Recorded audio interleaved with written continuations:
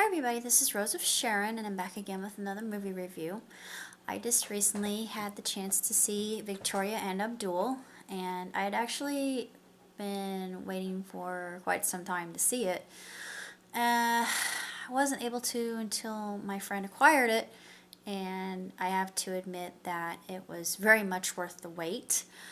Miss Dame Dench does a phenomenal job as Queen Victoria, one of my favorite queens of all time, other than QE2 and Mary Queen of Scots, but and Queen Anne, amongst others. But the story is one that we are very unfamiliar with. Of course, if you're a history buff like me, you know about the Raj and how long it lasted, and I learned quite a bit about the duration of the Raj itself, and I thought, holy moly, I couldn't believe how long it really was. It just was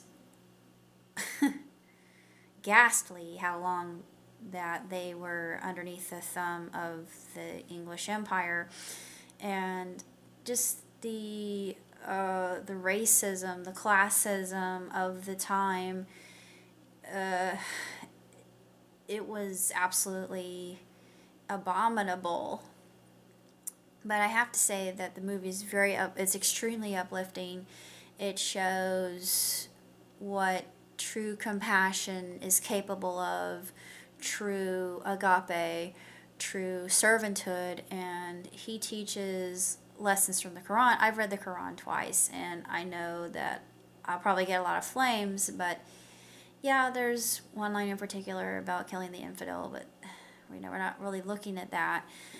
It's it's more about servanthood, and actually, if you compare that to the Judeo-Christian Bible, Jesus Christ himself talked about washing other people's feet, but he didn't speak of being a doormat to other people. He taught us the golden rule, which is treat others the way you want to be treated. And Abdul was a prime example of this. And it shows the common maladies of the day, which would have been dysentery and, well, mainly tuberculosis and yellow fever. Those were prevalent. And the man who comes with him, he was by providence, well, in other words, his bad luck, but some other man fall off an elephant. His his porter was forced to go with him, and he wanted nothing to do with England. He had a pessimistic attitude, but in some ways, I think Abdul also changed his perspective, and it's actually a very well-meaning and pedantic film, and I highly recommend it if you're a fan of the Victorian era.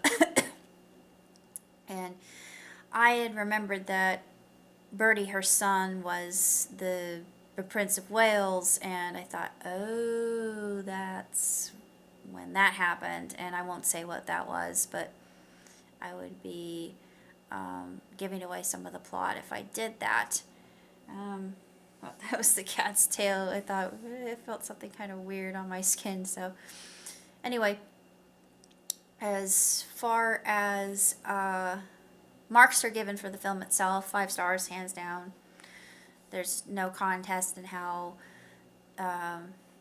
fabulously directed the film is, the attention to detail, just the the humor in of itself, and Victoria she was a spitfire. She reminds me a lot of QE2. QE2 is a firecracker herself. Um, she had just this very dour wit about her, and she was very analytical and very straightforward, and she called a spade, but she had compassion in her heart, and it definitely showed. She had a good personality, I think, and it's very intriguing to see the camaraderie, the type of dynamic between she and Abdul. Two Thumbs way way up from me. Soundtrack was pristine. Just the backdrop for Scott, even in the worst weather, Scotland looked like it would be a tremendous place to go visit. Just like I want to go to England, and I'd like to go to India and see Agra myself.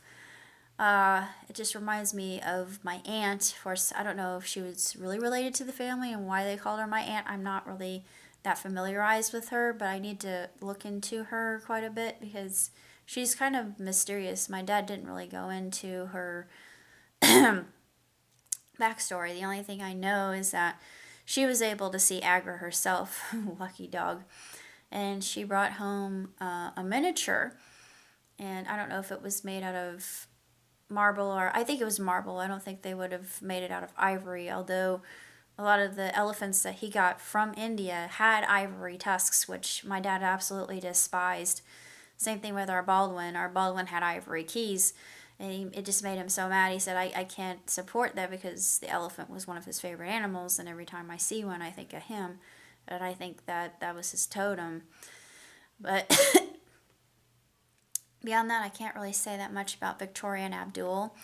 Other than that, it's a really inspirational film. It makes you think quite a bit about just the whole idea of aristocracy, and it's very, very compelling. I think just that whole mindset, and what's considered barbarism to some might be considered civilized to others, and I had to laugh at that as well, because I don't really consider people barbaric. I mean, you got to give people a chance. You got to at least walk around in their moccasins and get to know them. You can't just make a snap judgment based on perspective or prejudice. Victoria teaches us that absolutely in an exemplary way in Victoria and Abdul. That's about all I gotta say. So until next time, live long, prosper. Ciao, tutti.